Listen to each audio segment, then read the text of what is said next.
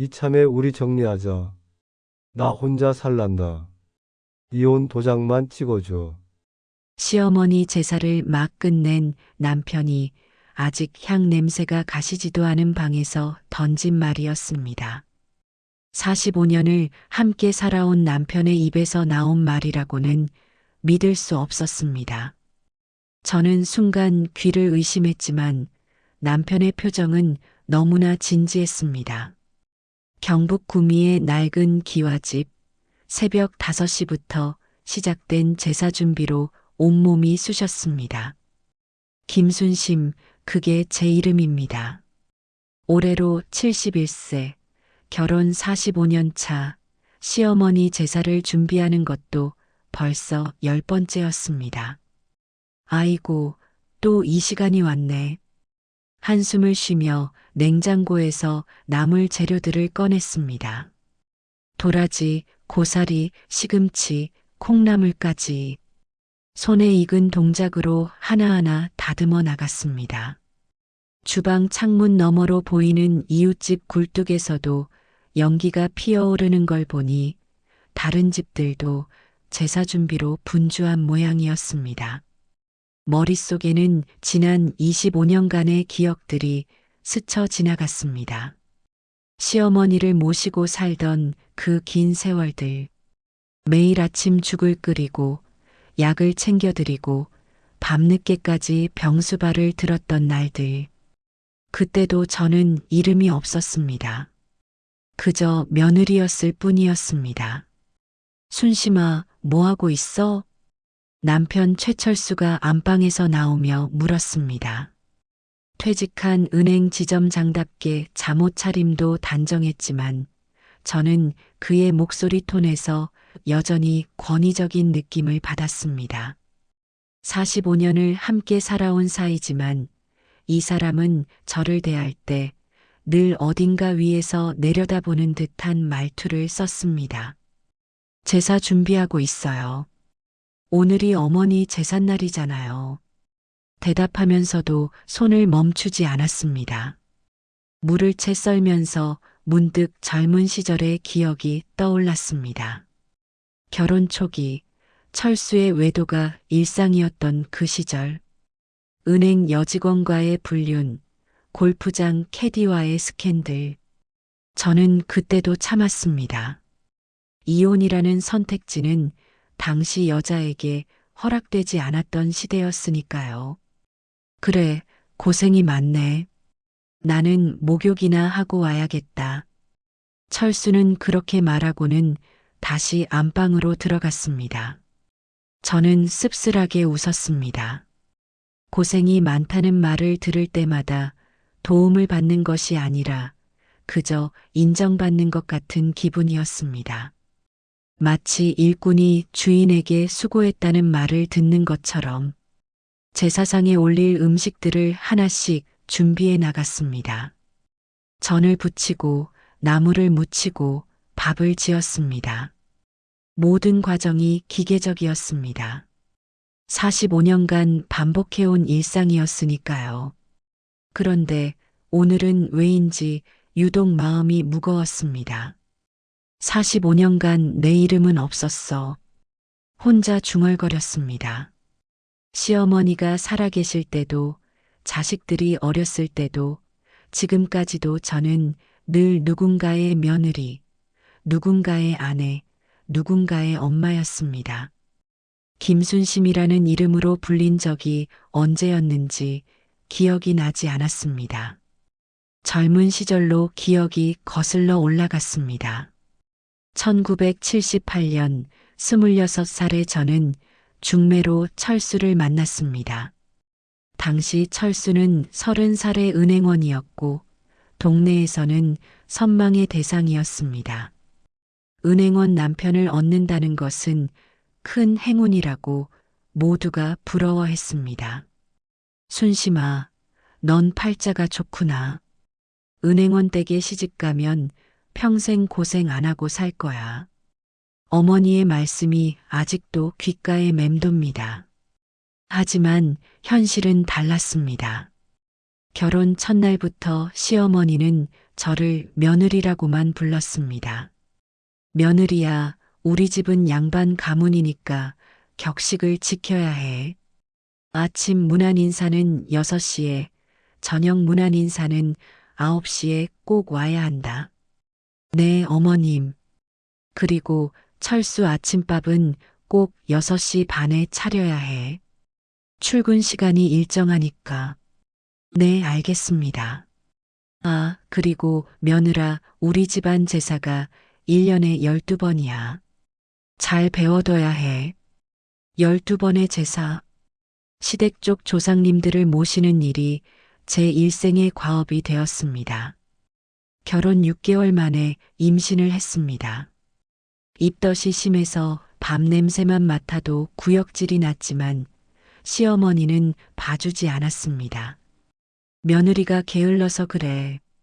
나 때는 애 셋을 낳으면서도 하루도 거르지 않고 시부모님 밥상을 차렸어. 죄송합니다, 어머님. 애 하나 갖고 엄살 피우면 못 써. 그날도 저는 구역질을 참으며 부엌에서 음식을 만들었습니다. 철수는 제 고통을 못 본 척했습니다. 엄마 말씀이 맞아. 너무 예민하게 굴지 마. 남편의 무심한 말에 가슴이 무너졌습니다. 하지만 참았습니다. 그게 여자의 삶이라고 배웠으니까요. 처자일을 낳고 한 달도 안 되어 집안일을 다시 시작해야 했습니다. 몸조리는 사치였습니다. 시어머니는 산후조리원은커녕 친정에 가는 것도 허락하지 않았습니다. 며느리가 집을 비우면 누가 철수 밥을 차려주니? 어머님, 일주일만이라도. 안 돼. 우리 집안에서 그런 일은 없었어. 그렇게 저는 산후조리도 제대로 못하고 집안일을 했습니다. 새벽에는 아기 젖을 먹이고 아침에는 시어머니와 남편 식사를 차리고 낮에는 빨래와 청소를 하고 저녁에는 다시 저녁 준비를 했습니다. 철수의 첫 외도를 알게 된 것은 결혼 3년 차였습니다. 은행 회식이라고 하고는 새벽 2시에 들어왔는데 와이셔츠에서 여자 향수 냄새가 진하게 났습니다. 이 냄새는 뭐예요? 무슨 냄새? 담배 냄새 아니야? 아니에요. 여자 향수 냄새예요. 순간 철수의 얼굴이 굳어졌습니다. 그리고는 갑자기 화를 냈습니다. 아니, 내가 바람을 피웠다는 거야? 미쳤어? 그게 아니라. 됐어. 피곤해 죽겠는데 쓸데없는 소리 하지 마. 철수는 안방으로 들어가 문을 쾅 닫았습니다. 저는 거실에 혼자 남아 눈물을 삼켰습니다. 며칠 후 동네 미용실에서 진실을 알게 되었습니다. 어머, 순심 씨. 남편분이 요즘 젊은 여직원이랑 자주 다니시던데? 네. 무슨 말씀이세요? 아, 모르셨구나. 죄송해요. 제가 괜한 말을. 미용사 아줌마의 말에 가슴이 무너졌습니다. 하지만 집에 돌아와서도 아무 말 못했습니다. 증거도 없었고 말해봤자 또 화만 낼 게 뻔했으니까요. 시어머니는 며느리인 저보다 아들인 철수를 더 감쌌습니다. 철수가 밖에서 좀 놀면 어때? 남자가 그럴 수도 있지. 네가 잘하면 돼. 어머님, 며느리가 똑똑해야 남편이 딴 데 안 봐. 알았지? 시어머니의 말씀은 늘 제 탓이었습니다. 남편이 외도를 해도 술을 마시고 늦게 와도 모두 제가 잘못해서 그런 거라고 했습니다. 둘째를 임신했을 때였습니다. 철수는 점점 노골적으로 행동했습니다. 은행 고객 상담 날 저는 큰아이 손을 잡고 은행에 갔습니다. 그런데 사무실에서 충격적인 장면을 목격했습니다. 철수가 젊은 여직원과 너무나 친밀하게 대화하고 있었던 것입니다. 손을 잡지는 않았지만 두 사람 사이에 흐르는 미묘한 기류는 누가 봐도 명백했습니다. 엄마, 아빠가 왜 저 누나랑 저렇게 웃어? 5살 난 아이의 순진한 질문에 저는 대답할 수 없었습니다. 집에 돌아와서 조심스럽게 물었습니다. 그 직원이랑 친한가 봐요? 같이 일하니까 당연히 친하지. 그래도 너무. 또 시작이야? 내가 뭘 잘못했다고 그래? 철수는 오히려 적반하장이었습니다. 애들 보는 데서 그렇게 친하게 지내면 애들이 뭐라고 생각하겠어요? 그게 문제야? 네가 의심병이 있는 게 문제지. 그날도 철수는 화를 내며 나갔습니다. 그리고 새벽에 술에 취해 들어왔습니다. 시간이 흐를수록 철수의 행동은 더욱 대담해졌습니다. 급기야 은행 동료들 사이에서도 소문이 퍼졌습니다. 어느 날 같은 은행에 다니는 직원의 부인이 저를 찾아왔습니다. 순심 씨, 이런 말씀드리기 죄송한데 남편분이 요즘 김 대리랑 알고 있어요. 아시는구나. 그런데도 가만히 계세요? 어쩔 수 없잖아요. 애들도 있고. 그 부인은 안타까운 눈빛으로 저를 보며 돌아갔습니다. 그해 연말 은행 송년회가 있었습니다. 철수는 새 양복을 사입고 나갔습니다. 그리고 다음 날 아침까지 들어오지 않았습니다.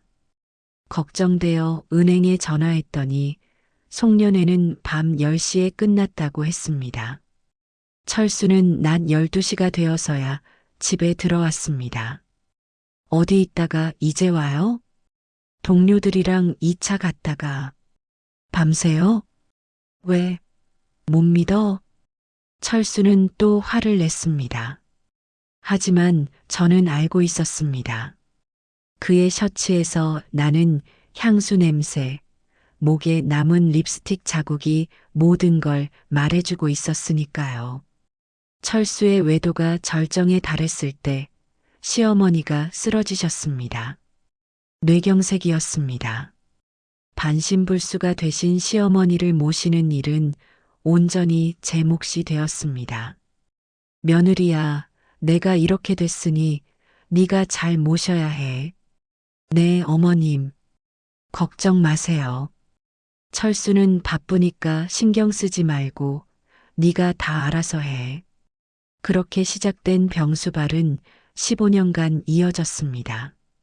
하루에도 몇 번씩 기저귀를 갈아드리고 목욕을 시켜드리고 밥을 먹여드렸습니다.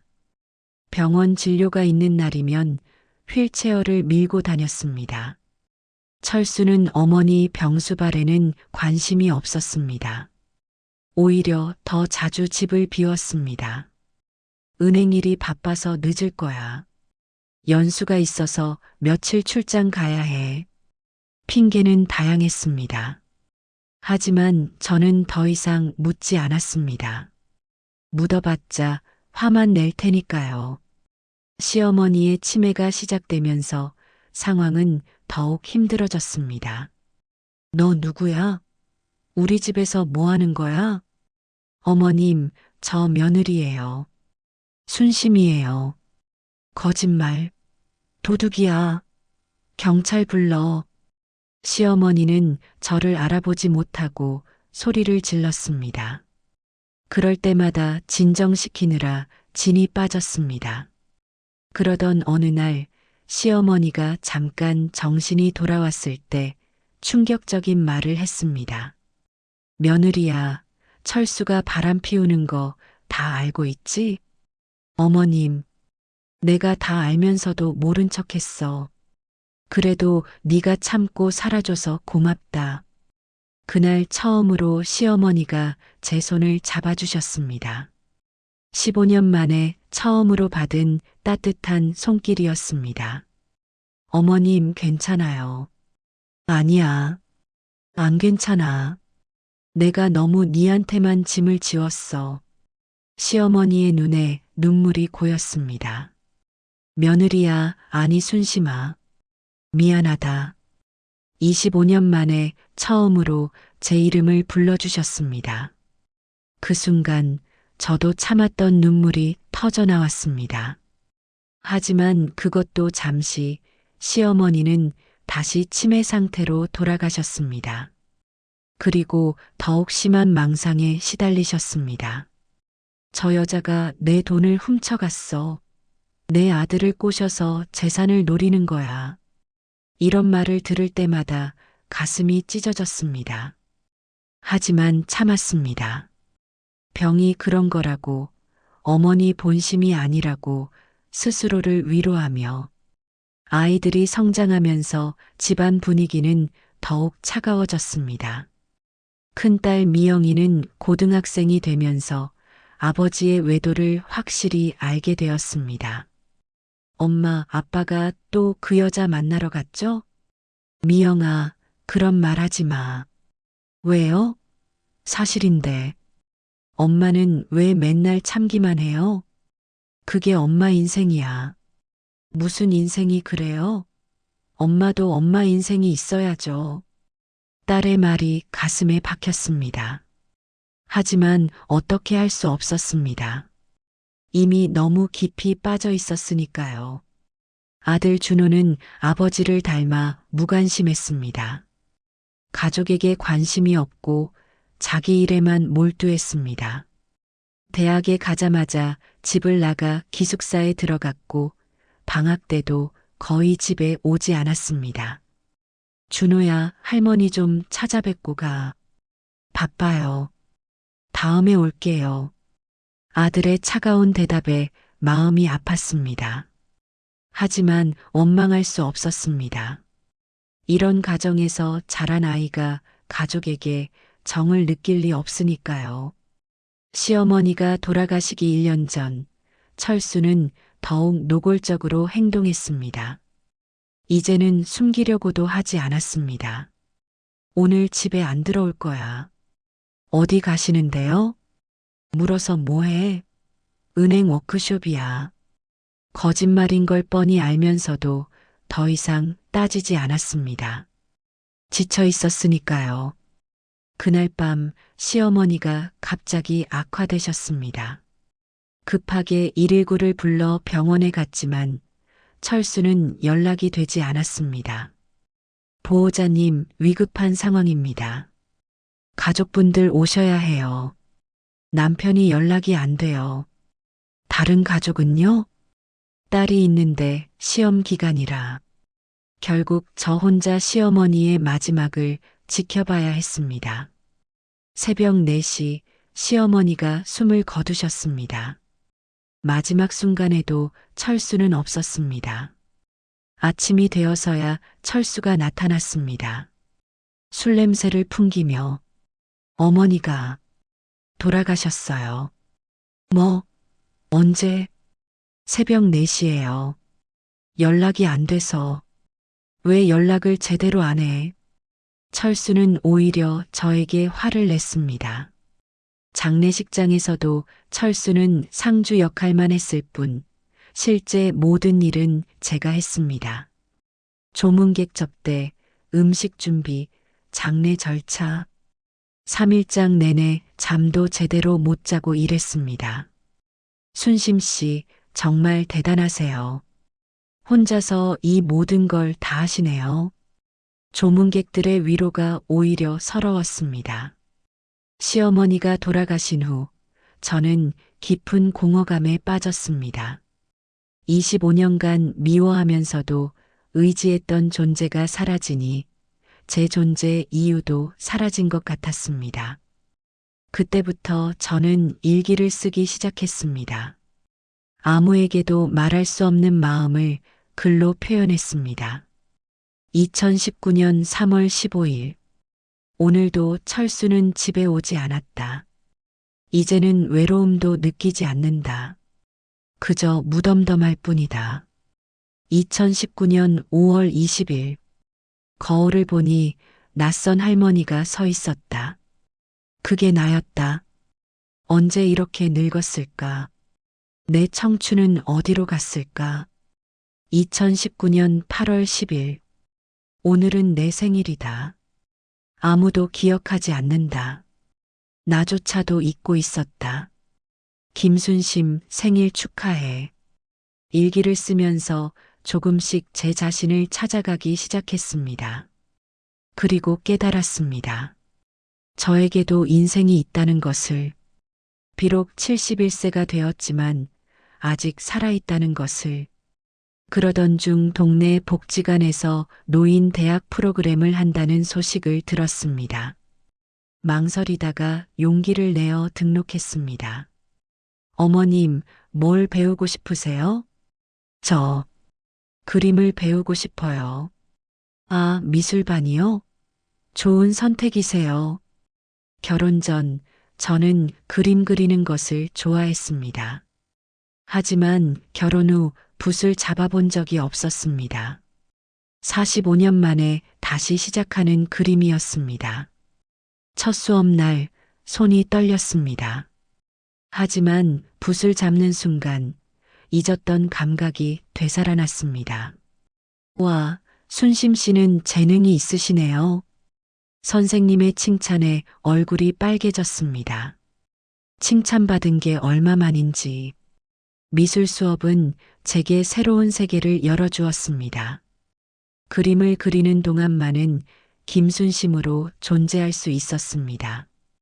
누군가의 아내도 며느리도 엄마도 아닌 그냥 김순심으로. 그렇게 1년이 흘렀습니다. 어느새 또 시어머니 제삿날이 돌아왔습니다. 새벽부터 일어나 제사 준비를 하면서 많은 생각이 들었습니다. 내가 죽으면 누가 이렇게 제사를 지내줄까? 문득 서글퍼졌습니다. 평생 남의 제사를 지내며 살았는데 정작 제 제사는 아무도 지내주지 않을 것 같았습니다. 그날따라 제사 준비가 힘들게 느껴졌습니다. 나무를 다듬으면서도 전을 붙이면서도 자꾸만 눈물이 났습니다. 45년. 내 인생의 45년이 이렇게 흘러갔구나. 오후 3시 제사상이 완성되었습니다. 정성껏 차린 상을 보니 뿌듯하면서도 허무했습니다. 철수가 목욕을 마치고 나왔습니다. 여전히 거만한 표정으로 잘 차렸네. 그게 전부였습니다. 45년간 제사를 준비했는데 돌아오는 건 그 한마디뿐이었습니다. 제사를 마치고 상을 정리하려는데 철수가 갑자기 말했습니다. 순심아, 잠깐 앉아봐. 무슨 일인가 싶어 앉았습니다. 철수는 담배를 피우며 한참을 망설이더니 입을 열었습니다. 이참에 우리 정리하자. 나 혼자 살란다. 이혼 도장만 찍어줘. 순간 시간이 멈춘 것 같았습니다. 예상은 했지만 막상 들으니 충격이었습니다. 하지만 이상하게도 슬프지 않았습니다. 오히려 시원한 기분마저 들었습니다. 갑자기 왜 그런 말을 해요? 제 목소리는 의외로 담담했습니다. 갑자기가 아니야. 오래 생각해온 일이야. 우린 이미 남이나 다름없잖아. 각자 살아가는 게 나을 것 같은데. 철수의 말에는 미안함도 죄책감도 없었습니다. 45년을 함께 산 아내에게 이혼을 통보하면서도 마치 사업상 계약을 해지하는 것처럼 건조했습니다. 사실 내가 좋아하는 사람이 생겼어. 골프 동호회에서 만난 여자인데 나이도 62이고 대화도 잘 통해. 너와는 달리 활발하고 밝아서 같이 있으면 즐거워. 철수의 고백에 저는 오히려 웃음이 나왔습니다. 71살의 나이에도 여전히 새로운 여자를 찾아다니는 이 남자의 한심함이 가소로웠습니다. 그 여자도 당신의 진짜 모습을 알까요? 무슨 소리야? 45년간 바람 피우고 아내를 무시하고 어머니 병수발은 아내에게만 떠넘긴 당신의 진짜 모습 말이에요. 철수의 얼굴이 굳어졌습니다. 과거 일을 왜 들먹여? 이제 와서 그게 중요해? 중요하죠. 그 여자도 알아야 하지 않을까요? 당신이 어떤 사람인지. 그만해. 어쨌든 난 결정했어. 재산은 반반으로 나누고 위자료도 줄 테니 깔끔하게 헤어지자. 철수는 마치 자신이 대단한 양보를 하는 것처럼 말했습니다. 저는 천천히 일어났습니다. 그리고 환하게 웃었습니다. 철수는 제 반응이 의외였는지 당황한 표정을 지었습니다. 왜 웃어? 기뻤거든요. 드디어 이 말을 들었다는 게. 저는 안방으로 향했습니다. 철수가 따라왔습니다. 뭘 하려고? 저는 대답 없이 장롱 맨 아래 서랍을 열었습니다. 그 안에는 두꺼운 서류 봉투들이 가득했습니다. 이게 다 뭐야? 10년 동안 준비한 거예요. 저는 첫 번째 봉투를 꺼내 철수에게 건넸습니다. 철수가 봉투를 열자 눈이 휘둥그레졌습니다. 이혼 서류에 이미 제 도장이 찍혀 있었습니다. 이게 언제? 10년 전에 준비해뒀어요. 당신이 언젠가는 먼저 이혼하자고 할 줄 알았거든요. 10년 전부터? 네. 시어머니 돌아가시고 나서부터 준비했어요. 당신은 분명히 제가 필요 없어지면 버릴 거라고 생각했거든요. 철수는 말문이 막혔습니다. 저는 두 번째 봉투를 꺼냈습니다. 이건 뭐야? 당신 외도 증거들이에요. 날짜별로 정리해뒀죠. 신용카드 내역, 모텔 영수증, 심지어 CCTV 캡처 화면도 있어요. 철수의 손이 떨리기 시작했습니다. 이걸 어떻게 해? 사설탐정 고용했어요. 비쌌지만 투자할 가치가 있었죠. 세 번째 봉투에는 더 충격적인 내용이 있었습니다. 재산 형성 과정 증빙 서류예요.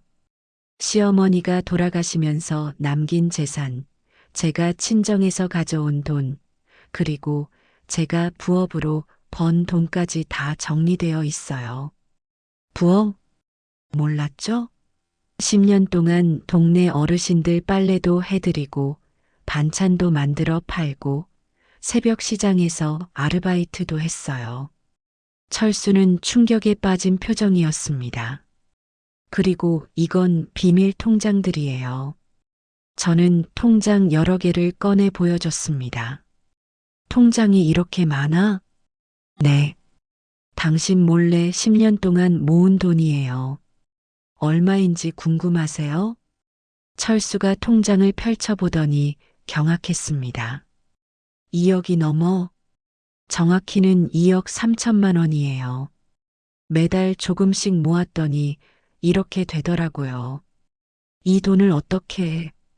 당신이 준 생활비에서 아끼고 부업으로 벌었죠. 철수는 죄책감이 든 표정이었습니다. 그리고 이건 가장 중요한 서류예요. 마지막 봉투를 건넸습니다. 소송 준비 서류? 네. 재산분할 청구 소송이에요. 변호사님이 말씀하시길 제가 시어머니 25년 병수발에 대한 기여도를 인정받으면 재산의 70% 이상을 받을 수 있대요. 70%? 네. 게다가 당신이 유책 배우자니까 위자료도 상당할 거예요. 변호사님이 최소 5천만 원은 받을 수 있을 거라고 하시더라고요. 철수의 얼굴이 창백해졌습니다. 그럼 나한테 남는 게 집 팔면 10억 정도 될 텐데 제가 7억 가져가고 위자료 5천에 소송 비용까지 하면 당신한테는 2억 정도 남을 거예요. 노후 자금으로는 빠듯하겠네요. 이건 너무한 거 아니야? 철수가 항의했지만 저는 차분하게 대답했습니다. 너무하다고요? 제가 45년간 당한 건 안 너무했나요? 시어머니 대소변 받아내고 당신 바람 피우는 것 참고 모욕당하고 무시당한 건요? 철수는 할 말을 잃었습니다. 아, 그리고 한 가지 더 있어요. 저는 서랍 깊은 곳에서 녹음기를 꺼냈습니다. 이건 뭐야? 녹음한 거예요. 당신이 저한테 폭언하고 물건 던지고 소리 지른 거 다 녹음되어 있어요. 가정폭력 증거로 쓸 거예요. 내가 언제 폭력을? 정서적 학대도 폭력이에요. 변호사님이 그러시더라고요. 철수는 완전히 무너진 표정이었습니다. 당신 언제부터 이렇게 무서운 사람이었어? 무서운 사람이 아니에요. 그저 45년간 당하기만 했던 사람이 이제야 정신 차린 거죠. 저는 가방을 들고 일어났습니다. 어디가? 오늘부터 별거예요. 이 집은 제가 쓸 거니까 당신이 나가세요. 뭐? 내가 왜? 이 집은 시어머니 재산으로 산 거잖아요. 법적으로도 제가 더 권리가 있어요. 그래도 내 이름으로. 명의는 당신 이름이지만 실질적 소유는 저예요. 변호사님이 확인해 주셨어요. 철수는 믿을 수 없다는 표정으로 저를 바라봤습니다. 그동안 나를 속였구나. 속인 게 아니에요. 그저 준비했을 뿐이죠. 당신처럼 바보가 아니니까요. 저는 현관으로 향했습니다. 잠깐, 그럼 나는 오늘 어디서? 그건 당신이 알아서 하세요. 그 여자한테 가든지, 모텔에 가든지. 어차피 익숙하잖아요. 순심아. 철수가 절박하게 불렀지만 저는 뒤돌아보지 않았습니다. 아, 맞다. 내일 변호사 사무실에서 만나요. 오전 10시에요. 늦지 마세요. 그리고 현관문을 열었습니다. 45년 만에 처음으로 제가 철수를 쫓아내는 순간이었습니다. 문을 나서는 순간 신선한 공기가 폐 깊숙이 들어왔습니다. 45년 만에 처음으로 자유롭게 숨을 쉬는 기분이었습니다. 핸드폰이 울렸습니다. 딸 미영이었습니다. 엄마, 지금 어디세요? 응, 집 앞이야. 아빠가 전화했는데 무슨 일 있어요? 아빠가 뭐라고 했니? 엄마가 이상해졌다고, 갑자기 이혼하자고 한다고. 저는 웃었습니다. 미영아, 사실은 아빠가 먼저 이혼하자고 했어. 뭐, 진짜요? 그래. 그런데 엄마가 이미 준비를 다 해놨더니 당황하신 거야. 엄마, 대박. 정말 멋있어요. 딸의 반응이 의외였습니다. 화 안 나니? 엄마 아빠가 이혼한다는데. 엄마, 저는 오히려 왜 이제야 이혼하는지 궁금했어요. 아빠가 얼마나 나쁜 사람인지 다 아는데. 딸의 말에 눈물이 났습니다. 미안해. 엄마가 더 일찍 결정했어야 했는데. 아니에요. 엄마도 나름의 이유가 있었겠죠. 이제라도 자유를 찾으셔서 다행이에요. 고마워, 미영아. 엄마, 제가 아는 좋은 변호사 있는데 소개해 드릴까요? 이미 변호사는 있어. 오랫동안 상담해 준 분이야. 역시 우리 엄마. 치밀하시네요. 딸과의 통화를 끝내고 저는 택시를 잡았습니다. 어디로 모실까요? 강남역 근처 호텔로 가주세요. 네, 알겠습니다. 택시 안에서 창밖을 보며 생각했습니다. 71세의 새로운 인생을 시작하는 것이 늦은 걸까? 아니, 전혀 늦지 않았습니다. 오히려 이제부터가 진짜 제 인생의 시작이었습니다. 호텔에 체크인을 하고 방에 들어갔습니다. 깨끗하고 넓은 공간이 저를 반겼습니다. 침대에 누워 천장을 바라보니 눈물이 났습니다. 서러워서가 아니라 해방감에 흐르는 눈물이었습니다. 핸드폰이 또 울렸습니다. 이번엔 아들이었습니다. 엄마, 아빠한테 들었어요. 정말 이혼하시는 거예요? 그래, 준호야. 엄마, 사실 저도 알고 있었어요. 아빠가 얼마나 엄마를 힘들게 했는지. 그런데도 아무 말 안 했니? 죄송해요. 제가 비겁했어요. 엄마 편을 들어드렸어야 했는데. 괜찮아. 너도 힘들었을 거야. 엄마, 제가 뭐 도와드릴 거 없을까요? 고맙지만 괜찮아. 엄마가 다 준비해뒀어. 엄마, 정말 대단하세요. 존경해요. 아들의 말에 또 눈물이 났습니다. 존경받는 엄마가 된 기분이 이상하면서도 좋았습니다. 다음 날 아침 변호사 사무실로 갔습니다. 오랫동안 저를 도와준 여성 변호사님이 반갑게 맞아주셨습니다. 김순심님, 드디어 오늘이네요. 네, 변호사님. 그동안 정말 감사했습니다. 제가 더 감사하죠. 포기하지 않고 준비하신 모습에 감동받았어요. 잠시 후 철수가 도착했습니다. 초췌한 얼굴로 안녕하세요. 최철수 씨 변호사님은 아직 선임 안 했어요.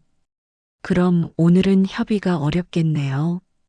변호사님 선임하고 다시 일정 잡으시죠. 제 변호사님의 단호한 태도에 철수는 당황했습니다. 잠깐 우리끼리 얘기 좀. 죄송하지만 이제부터 모든 대화는 변호사를 통해서 하셔야 합니다. 철수는 어쩔 수 없이 돌아갔습니다. 변호사님이 말씀하셨습니다. 걱정 마세요. 우리가 준비한 증거로는 충분히 승소할 수 있습니다. 감사합니다. 그런데 순심님, 이혼 후 계획은 있으신가요? 네, 사실 그것도 준비했어요. 저는 가방에서 서류를 꺼냈습니다. 이게 뭔가요? 해외 어학연수 신청서예요. 캐나다에 6개월 예정이에요. 와, 71세의 어학연수라니. 정말 멋지세요. 영어를 배우고 싶었거든요. 그리고 그림도 그리고 싶고요. 변호사님의 눈이 반짝였습니다. 순심님 같은 분이 진짜 여성의 롤모델이세요. 나이가 들어도 꿈을 포기하지 않는 모습이요. 사무실을 나와 은행으로 갔습니다. 제 이름으로 된 통장들을 정리하려고요. 어서 오세요. 무엇을 도와드릴까요? 통장 정리 좀 하려고요. 직원이 제 통장들을 확인하더니 놀란 표정을 지었습니다. 어머, 고객님. VIP 등급이시네요. 이쪽으로 안내해 드릴게요. VIP룸에서 자산관리사가 친절하게 상담해 주었습니다. 총 자산이 8억 5천만 원 정도 되시네요. 어떻게 운용하실 건가요? 일단은 그대로 두고 이혼 소송 끝나면 다시 상담하러 올게요. 네, 알겠습니다. 언제든 연락 주세요. 은행을 나오니 철수에게서 문자가 왔습니다. 순심아, 다시 생각해보자. 45년을 함께 살았는데 이렇게 끝낼 순 없잖아.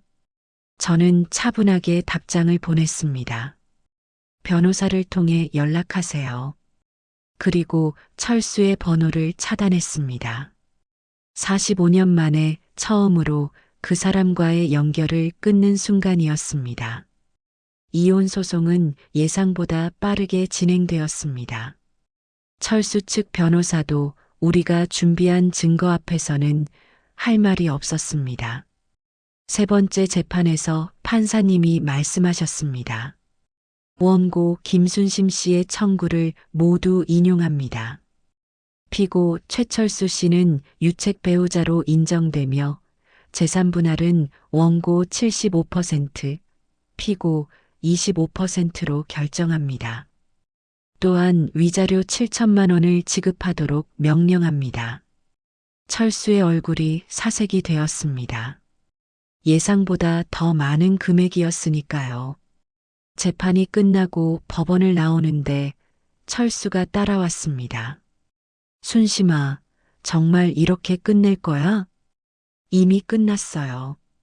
그래도 정이라는 게, 정은 당신이 새벽 2시에 술 냄새 풍기며 들어올 때, 제게 욕하고 물건 던질 때, 다른 여자와 른 여자와 죽었어요. 미안해. 내가 잘못했어. 이제 와서 사과해도 소용없어요. 저는 돌아서려다가 멈췄습니다. 아, 그리고 그 골프 동호회 여자분한테 전해주세요. 당신한테 남은 재산이 별로 없으니 기대하지 말라고요. 철수는 충격받은 표정이었습니다. 그 여자가 날 좋아하는 게 아니라 돈을 바란 거였어. 이제 아셨어요? 참 느리시네요. 저는 웃으며 걸어갔습니다. 뒤에서 철수가 부르는 소리가 들렸지만 돌아보지 않았습니다. 집으로 돌아오니 딸 미영이가 꽃다발을 들고 기다리고 있었습니다. 엄마, 축하해요. 자유를 되찾으신 거예요. 고마워, 미영아. 엄마, 이제 뭐 하실 거예요? 일단 여행 좀 다니려고. 그동안 가고 싶었던 곳이 많거든. 좋아요. 저도 시간 되면 같이 가요. 그날 밤 저는 일기장을 펼쳤습니다. 2024년 11월 15일. 오늘 드디어 자유를 얻었다. 71세에 시작하는 새로운 인생. 늦었다고 생각하지 않는다. 이제부터가 진짜 김순심의 인생이다. 한 달 후, 저는 비행기에 올랐습니다. 캐나다 토론토행 비행기였습니다. 할머니 혼자 여행 가세요? 옆자리 젊은 여성이 물었습니다. 아니에요.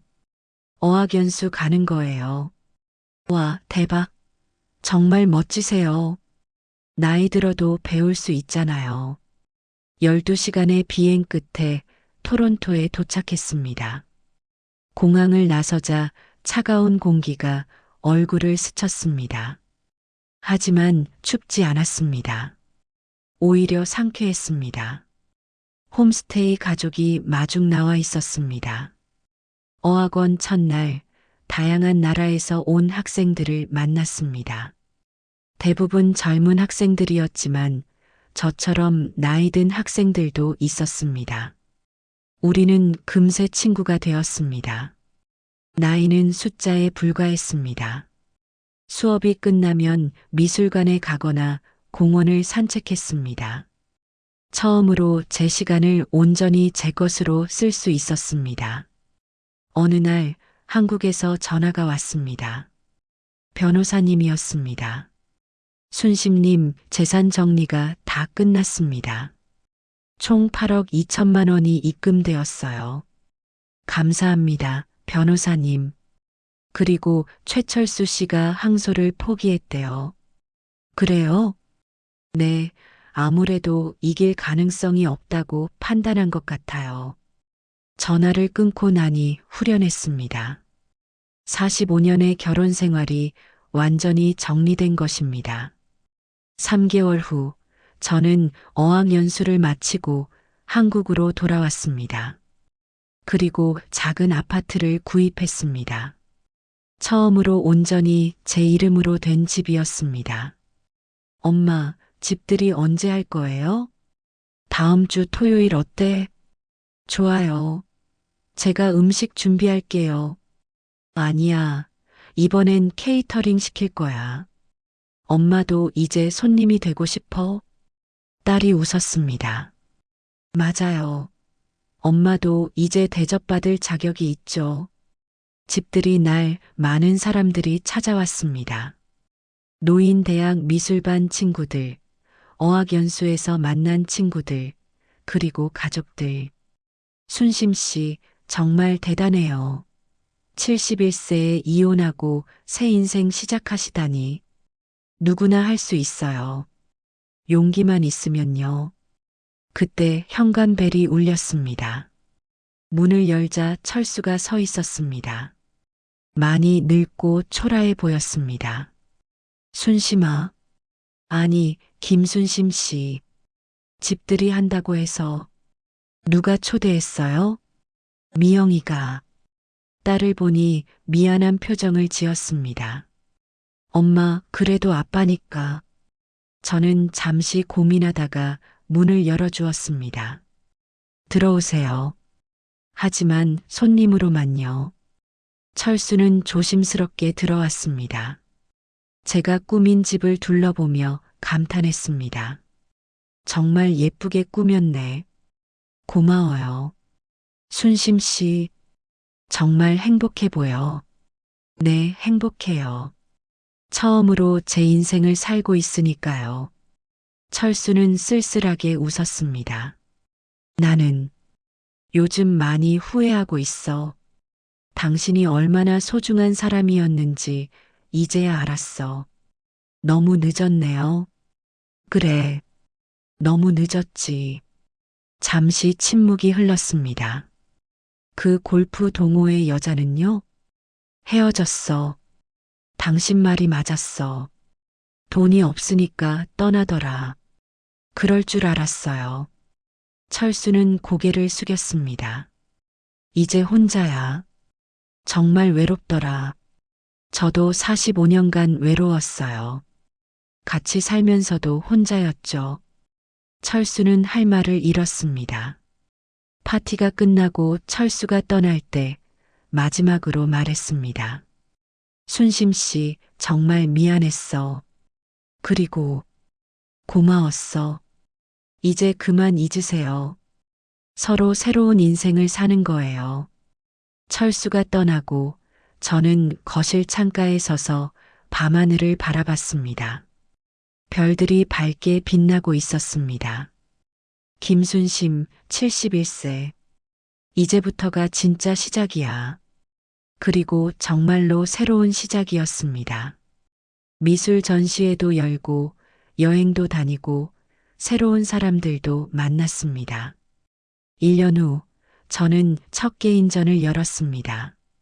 전시회 제목은 자유, 그리고 김순심이었습니다. 개막식 날 많은 사람들이 왔습니다. 그 중에는 철수도 있었습니다. 멀리서 지켜보고만 있었지만 저는 모른 척했습니다. 김순심 작가님, 작품이 정말 인상적이에요. 특히 해방이라는 작품은 보는 사람까지 자유로워지는 느낌이에요. 큐레이터의 칭찬에 얼굴이 빨개졌습니다. 72세에 처음으로 작가라는 호칭을 듣는 순간이었습니다. 감사합니다. 제 인생 그 자체를 그린 거예요. 전시회장을 둘러보던 중 한 노신사가 다가왔습니다. 실례합니다. 김순심 작가님 맞으신가요? 네, 맞습니다. 저는 박영수라고 합니다. 작품이 너무 좋아서 인사드리고 싶었어요. 박영수 씨는 70대 초반으로 보이는 품이 있는 신사였습니다. 퇴직한 의사라고 자기소개를 했습니다. 특히 새벽이라는 작품이 마음에 와닿네요. 어두운 밤이 끝나고 새로운 하루가 시작되는 그 순간을 정말 잘 표현하셨어요.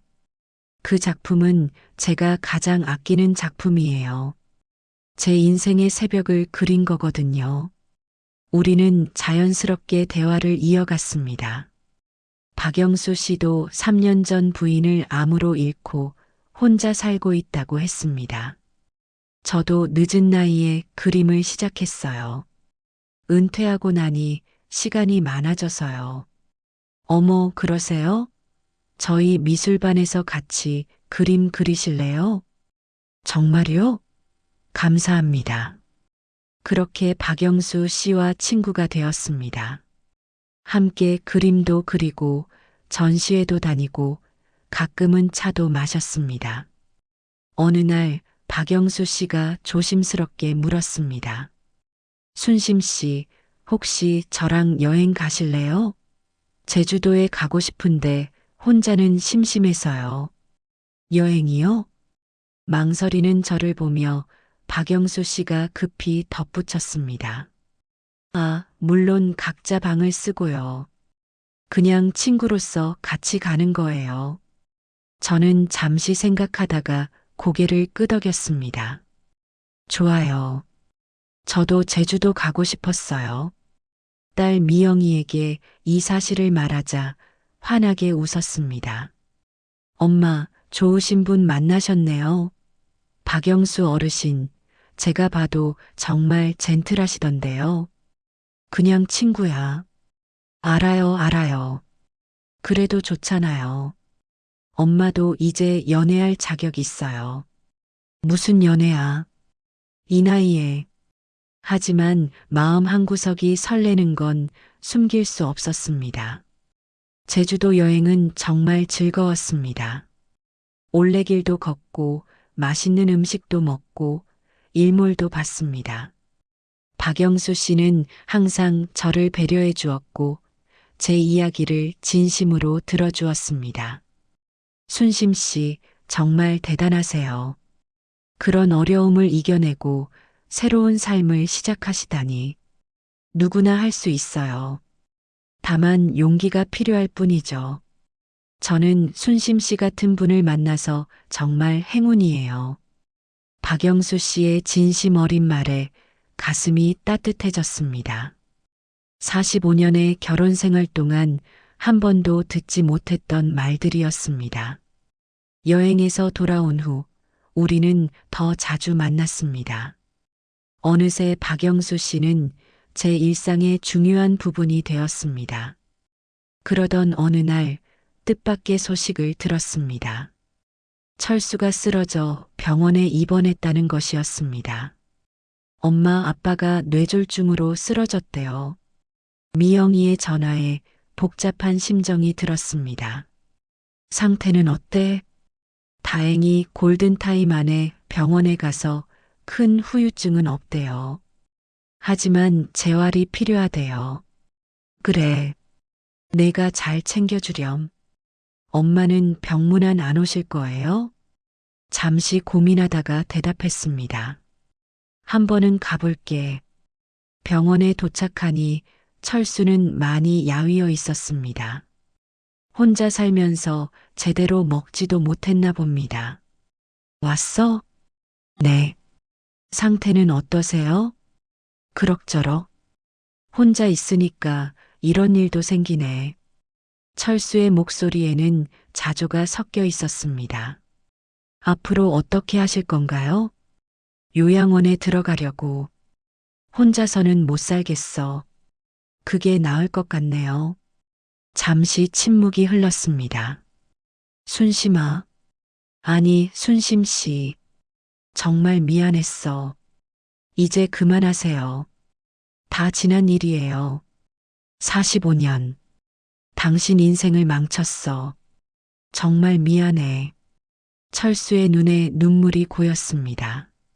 처음 보는 모습이었습니다. 저도 제 선택이었어요. 이제 각자의 길을 가는 거예요. 병실을 나오면서 마음이 편해졌습니다.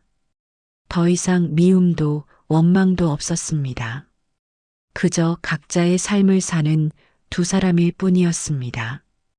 6개월 후 저는 두 번째 전시회를 열었습니다.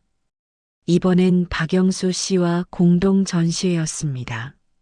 제목은 새로운 시작, 늦지 않은 꿈이었습니다.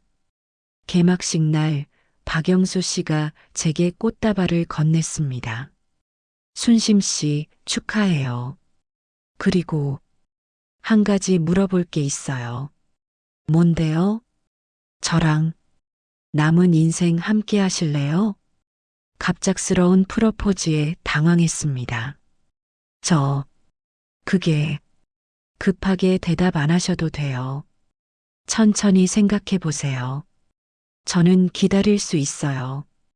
박영수 씨의 따뜻한 미소에 마음이 녹았습니다. 전시회가 끝난 후 저는 일기장을 펼쳤습니다. 2025년 5월 20일. 오늘 프러포즈를 받았다. 73세에 받는 두 번째 프러포즈. 첫 번째와는 완전히 다른 느낌이다. 이번엔 정말 나를 사랑하는 사람인 것 같다. 김순심을 사랑하는 사람. 며칠 동안 고민한 끝에 결정을 내렸습니다. 박영수 씨, 저 대답할게요. 네. 함께해요. 남은 인생 행복하게 살아요. 박영수 씨의 얼굴이 환하게 밝아졌습니다. 정말요? 정말 저랑 함께 해주실 거예요? 네. 이번엔 김순심으로서 살 거예요. 누군가의 아내가 아니라. 우리는 작은 결혼식을 올렸습니다. 가족들과 친한 친구들만 초대한 소박한 식이었습니다. 딸 미영이가 축사를 했습니다. 엄마가 진정한 사랑을 찾으셔서 정말 기뻐요. 73세에 시작하는 새로운 사랑, 정말 아름다워요. 엄마, 이제 정말 행복하세요. 아들 준호도 진심으로 축하해 주었습니다. 엄마, 그동안 고생 많으셨어요. 이제는 정말 엄마를 위해 사세요.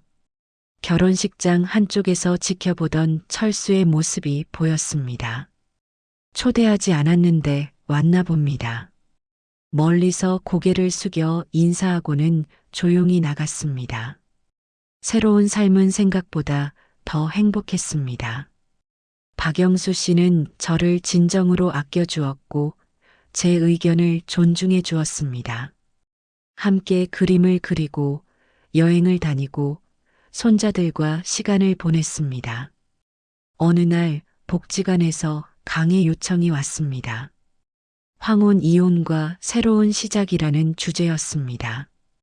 강의 당일 많은 어르신들이 모였습니다. 대부분 불행한 결혼 생활을 하고 있는 여성들이었습니다. 여러분, 저는 71세에 이혼하고 73세에 재혼한 김순심입니다. 청중들이 놀란 표정으로 저를 바라봤습니다. 나이는 숫자에 불과합니다. 행복을 찾는데 너무 늦은 나이란 없어요. 중요한 건 용기입니다. 제 이야기를 들으며 많은 분들이 눈물을 흘렸습니다. 45년간 저는 김순심이 아니었어요. 누군가의 며느리, 아내, 엄마였죠. 하지만 이제는 다릅니다. 저는 김순심으로 살고 있어요. 강의가 끝난 후 한 할머니가 다가왔습니다. 선생님, 저도 용기를 낼 수 있을까요? 물론이죠. 당신도 할 수 있어요. 당신의 이름을 되찾으세요. 그 할머니는 눈물을 흘리며 고개를 끄덕였습니다. 5년이 흘렀습니다. 저는 78세가 되었고 여전히 건강하고 행복합니다. 어느 날 철수가 세상을 떠났다는 소식을 들었습니다. 요양원에서 조용히 눈을 감았다고 합니다. 장례식장에 갔습니다. 많은 사람이 오지 않은 썰렁한 장례식장이었습니다. 어머니 오셨어요. 미영이가 반갑게 맞아주었습니다. 영정사진 속 철수는 젊은 시절 모습이었습니다. 한때는 사랑했던 사람이었습니다. 안녕히 가세요. 이제 편히 쉬세요. 마음속으로 작별 인사를 하고 나왔습니다. 집에 돌아오니 박영수 씨가 따뜻한 차를 준비하고 기다리고 있었습니다. 괜찮아요? 네, 괜찮아요. 이제 정말 다 끝났네요. 순심 씨, 오늘 일기 쓸 거예요? 네, 써야죠. 저는 일기장을 펼쳤습니다. 2030년 11월 25일. 오늘 45년을 함께했던 사람이 세상을 떠났다. 미움도 원망도 없다. 그저 각자의 길을 간 것뿐이다. 나는 김순심으로 살았고 그는 최철수로 살았다. 그것으로 충분하다. 내일도 나는 김순심으로 살 것이다. 사랑하는 사람과 함께 행복하게. 일기를 덮고 창밖을 바라봤습니다. 저녁 노을이 아름답게 물들어 있었습니다. 여보, 내일 미술관 갈까요? 박영수 씨가 물었습니다. 좋아요. 새로운 전시회가 열렸다던데. 그럼 맛있는 점심도 먹고요. 네, 그래요. 우리는 손을 잡고 노을을 바라봤습니다. 이것이 제 이야기입니다. 71세에 시작한 새로운 인생. 45년의 감옥에서 벗어나 찾은 자유. 그리고 진정한 사랑. 늦었다고 생각하지 마세요. 행복을 찾는데 너무 늦은 나이란 없습니다. 중요한 건 용기입니다. 자신의 이름을 되찾을 용기. 저는 김순심입니다. 78세, 화가, 그리고 행복한 여자입니다.